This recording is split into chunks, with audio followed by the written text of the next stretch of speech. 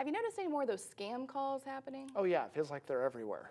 A federal judge in Houston sentences 24 scammers in a multi-billion or actually million-dollar call center operation based out of India. This money laundering conspiracy defrauded thousands of Americans out of hundreds of millions of dollars. They all face up to 20 years in prison. Attorney General Jeff Sessions says this is the culmination of the first ever large-scale multi-jurisdiction prosecution targeting the India call center scam industry. He calls it the most significant victory to date in continuing efforts to combat elder fraud. Well, it can be difficult to know what's healthy to eat. Yeah. There's some new guidelines for eating heart healthy. The American College of Cardiology has a couple of surprises. After looking at multiple students, or actually studies, researchers gave a thumbs up to moderate amounts of alcohol, tea, and coffee, but without the sugar and cream.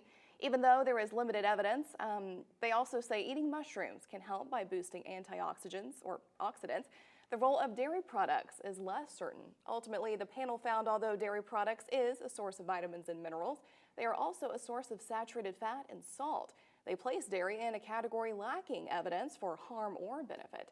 So what should you avoid? Added sugars. They should make up less than 150 calories a day for women and 100 for men.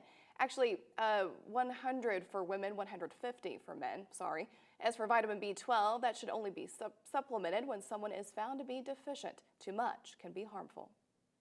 Well, how often do you get to the movies? I wish I could go more. Two big changes coming to MoviePass as it fights to stay alive. The service lets subscribers see one movie per day in theaters. It used to cost $50 a month, but last year it dropped to $9.95, closer to Netflix pricing. It's been bleeding money ever since. MoviePass actually ran out of money last week and had to borrow $5 million to pay for tickets.